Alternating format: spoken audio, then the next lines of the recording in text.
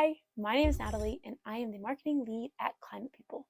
Climate People is a climate tech recruitment agency that works to get as many people working on climate solutions as possible. I'm here today to show hiring managers and companies best ways to conduct a technical interview assessment. Oh, the dreaded technical assessment. While it's extremely helpful for pinpointing potential candidates, it's both dreadful and monotonous for both hiring managers and job seekers alike.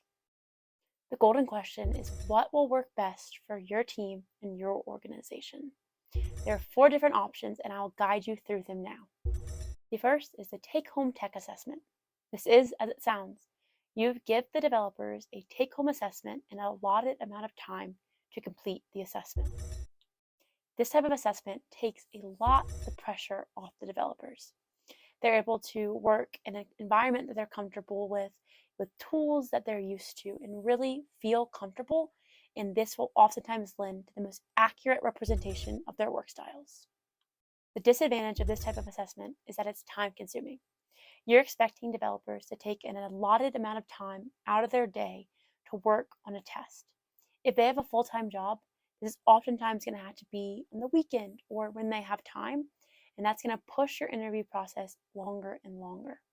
Oftentimes, if your test is too long, a lot of developers will drop out of the process. The second option is a live coding exam. This is, again, how it sounds. If you have a candidate either come in or into a Zoom room and you have them work through problems as your team is watching them. The advantages of this is you will be able to see in real time exactly how that developer thinks and works. You will also be able to assess exactly how they think on their feet. Obviously, this is a very nerve-wracking assessment and oftentimes will lead to inaccurate representations of the developer's real work in a comfortable environment. Your third option for giving a technical assessment is a technological discussion. This is simply where you bring in your candidate and a few members of your team to discuss a technical problem. The advantages of this are it's not nerve-wracking, it's a collaborative environment, and you can really vet how this candidate would work with your team members. The disadvantage of this is you're not going to get that firm of a grasp on their hard coding abilities because it's more of a discussion rather than work that's going to be in front of you. Fourth, technical tests are optional.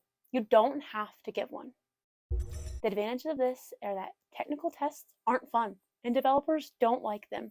If you don't give one and a candidate is interviewing at many different spots, you're likely going to get a leg up in their book. Disadvantages of this are equity. Oftentimes, people are getting referrals for developers from their network. You trust your referral, you're likely not going to give them a technical test. However, as we know by now, if you are hiring from your network, you're not likely going to attract a diverse set of candidates.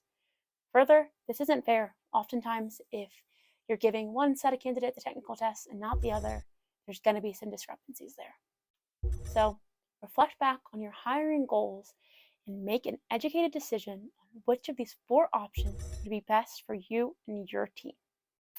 So, as we touched on by now, coding tests are a big ask. They should be in the final stages of your interviews, and you should be sure that you want to move forward with every candidate that you're giving a test to. So, if you decided that you do want to give these tests, make sure you follow these 3 considerations. 1, be considerate of their time. Try to keep your coding test within 2 to 4 hours. If you go over 4 hours, people are going to drop out and you're going to lose out on great candidates. Again, this is a big ask. So second, make sure you're being overly communicative with your candidates. Just as you would expect a job seeker to send you a thank you email after an interview, you should follow up with them after the technical test and say thank you, provide them with the next steps. Third, make sure you're considering fairness here. It's likely that different members of your team will be assessing the tech tests. Make sure you have a set guidelines that you will follow to make sure you're being fair in your assessments. So follow all of those steps and tips, and you'll have an intentional technical interview process that will lend to great technical hires.